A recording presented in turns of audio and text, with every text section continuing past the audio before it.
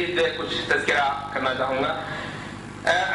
ایک چیز جو ہے وہ یہ ہے کہ ہمارے بر صغیر کے اندر توحید کی تعلیم میں جو چیز بہت زیادہ، مطلب میں ان لوگوں کی بات کر رہا ہوں جو ماشاءاللہ موحد رہے ہیں اور توحید کی دعوت پہ بھی ان کی محنت صرف ہوئی ہے، ان میں بالعموم جو چیز زیادہ نمایاں ہمیں نظر آتی ہے وہ ہے اللہ تعالیٰ کی ربوبیت کا بیان. اب دیکھیے اردو میں لفظ جو ہے وہ ایک ہی ہے، ہم کہتے ہیں خدا. اب یہ خدا کا لفظ جو ہوگا یہ شاید الہ کا بھی ترجمہ بن جاتا ہوگا، رب کا بھی ترجمہ بن جاتا ہوگا. البتہ جب قرآن مجید کی یہ دو اصطلاحات ہیں اور الگ الگ اصطلاحات ہیں، اللہ تعالیٰ کو رب ماننا اور اللہ تعالیٰ کو الہ ماننا، یہ دو چیزیں ہیں، اور ان دونوں کا فرق اگر آپ پر واضح نہیں ہوتا ہے تو پھر یہ عین ممکن ہے کہ آپ توحید کے ایک حصے کو کل توحید سمجھ بیٹھے ہوں، اور پھر جب کہیں کہ اچھا جب ہم کہیں کہ توحید پہ زور لگانا چاہیے تو آپ کہیں ٹھیک ہے میں زور لگا دیتا ہوں، لیکن اسی جز پر جو کہ آپ کو توحید کے حوالے سے معلوم ہے ہم کہیں کہ اور زور لگائیے توحید پہ، آپ پھر اسی حصے پہ زور لگا رہے ہوں گے. تو کیا پھر یہ ضروری نہیں ہوگا کہ اس سے پہلے توحید کا تصور بھی صحیح کر لیا جائے، توحید کو پورا بھی دیکھ لیا جائے کہ توحید ہے کیا؟ تو اللہ تعالیٰ کو رب بھی ماننا ہے اور اس کو الہ بھی ماننا ہے. رب ماننا کیا ہے؟ رب ماننا یہ ہے کہ اللہ تعالیٰ کو اس کے جو خدائی افعال ہیں ان کے حوالے سے تنہا اور یکتا ماننا، یہ اللہ تعالیٰ کو رب ماننا. مثلا وہ رزق دیتا ہے، وہ بارش برساتا ہے، وہ زندگی دیتا ہے، وہ موت دیتا ہے، وہ کھلاتا پلاتا ہے، وہ کائنات چلاتا ہے، وہ تخلیق کرتا ہے. ان سب حوالوں سے وہ اکیلا اور یکتا خدا ہے، بالکل صحیح ہے. لیکن اس کو ہم کہتے ہیں توحید ربوبیت، اس کو ہم کہتے ہیں اس کو رب ماننا، یہ اس کے افعال کے حوالے سے ہے.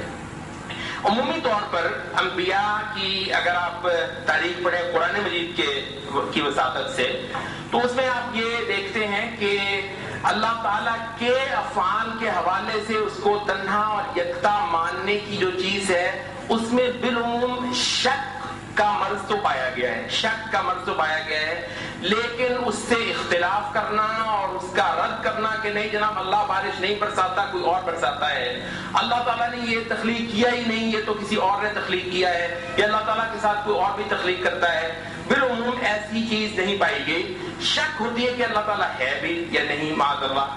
شک یہ ہوتا ہے کہ اچھا وہی سارا کچھ کرتا ہے یا ویسی ہو جاتی ہیں چیزیں، تو ویسے ہو جاتی ہیں کہ مطلب یہ ہے کہ تو چیزوں کو پھر وہ رب مانتا ہے اور وہ ان کو خدا مانتا ہے.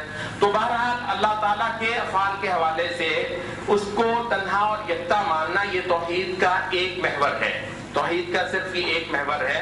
اور البتہ یہ وہ محور ہے جس پر نبیوں کا جھگڑا اپنی قوموں کے ساتھ ہوا ہی نہیں. آپ پڑھ لیجئے قرآن مجید، میرے اور آپ کے مابین ہے، رکھ لیجئے قرآن مجید، کھول لیجئے اور اس کو پڑھیے. انبیاء کے جھگڑے ان کی قوموں کے ساتھ جو چلے ہیں اور اتنے زیادہ چلے ہیں، اور قرآن مجید نے تو ان کے بیان میں کمال کر دیا ہے اور اتنی تفصیل کے ساتھ وہ سارا کچھ بیان کیا ہے، اور ان کو ہم محض قصے اور کہانیاں سمجھتے ہیں، اور دراصل ان کے اندر سے اللہ تعالیٰ ہمیں توحید کا ایک پورا تصور دے رہا ہے. تو ان کے اندر اللہ تعالیٰ کا کرنا، اللہ تعالیٰ کا رزق دینا اور تخلیق کرنا، اس حوالے سے اللہ تعالیٰ کے ساتھ شرک نہ کرنا، یہ نبیوں کے ساتھ ان کی قوموں کا جھگڑا نہیں تھا. نبیوں کے ساتھ پھر ان کی قوموں کا جھگڑا تھا کیا، کس چیز میں تھا؟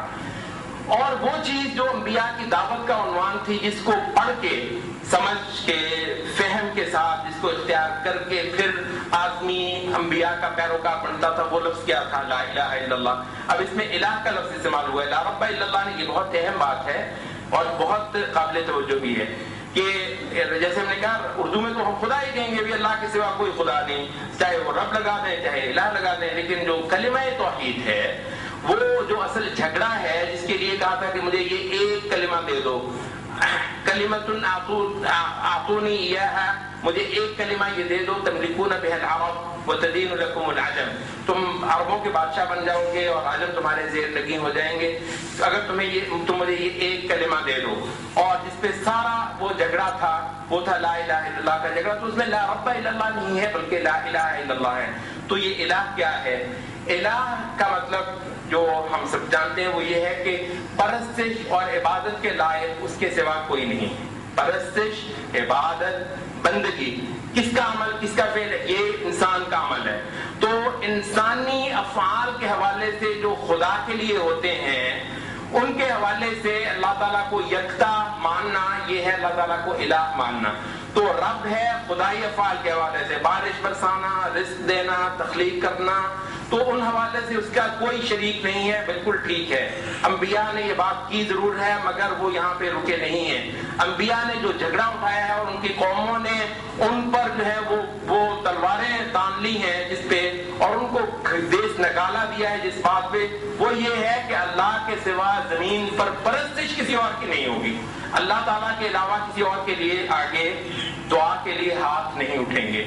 अल्लाह ताला के अलावा किसी और के नाम पर नजर नहीं होगी, किसी और की नजर, किसी की नियाज, किसी की ताज़ीम और किसी की इबादत और किसी के दर का तवाफ नहीं होगा मगर सिर्फ एक उसके लिए, और उसके अलावा किसी और का कानून तस्लीम नहीं किया जाएगा।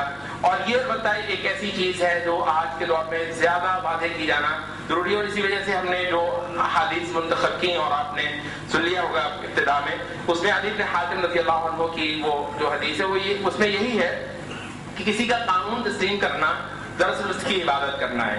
आप ये कहते हैं मैं मानता हूँ अल्लाह ताला के अलावा कोई बारिश नहीं बरसाता, मैं मुवाहिद हूँ, अलबत्ता मैं कानून अल्लाह के सिवा किसी और का भी तस्लीम कर लेता हूँ। वो अली इब्न हातिम की पढ़ लीजिए वो हदीस जो है कि जब वो उनके जो अहबार और रुहबान थे, जब वो किसी के लिए उन लोगों के लिए किसी हलाल को हराम कर देते, किसी नारवा अल्लाह ताला के रवा करदा को नारवा ठहरा देते और अल्लाह ताला के नारवा को ये लोग रवा कर लेते अपने मुआशरों के लिए, तो नबी सल्लल्लाहु अलैहि वसल्लम ने फरमाया फतिलका इबादतुहुम इय्याहुम औ फतिलका इबादतुहुम लहुम, उनकी इबादत करना यही तो है, किसी का कानून तस्लीम करना दरअसल उसकी इबादत करना है। तो ये शिर्क है और ये अल्लाह ताला के अलावा किसी और को इलाह मानना है।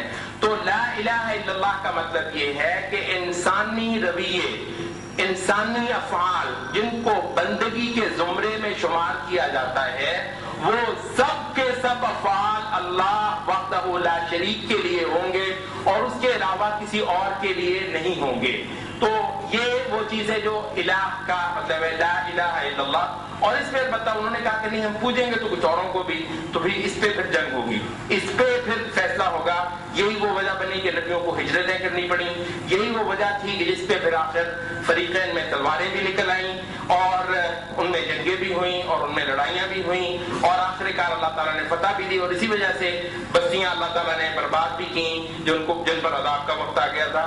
तो आमतौर पे जो अल्लाह इलाह ला इलाहा इल्लल्लाह में हम जो तर्जुमा करते हैं ना फाइल हकीकी, ये फाइल हकीकी का लफ्ज जो है ये रब के साथ मुताल्लिक है, इलाह के साथ नहीं। इलाह का मतलब है पूजा जाने वाला, जिसका कानून तस्लीम किया जाए, जिसकी इताअत की जाए, जिसकी फरमाबरदारी की जाए और जिसके आगे सजदा और रुकू और इबादत और बंदगी और परस्तिश के जुमला अफ़आल जिसके आगे वो बजा लाए जाए, वो आपका इलाह है और उसके अलावा और कोई नहीं है। ये जो है इसकी यहाँ पर दावत है।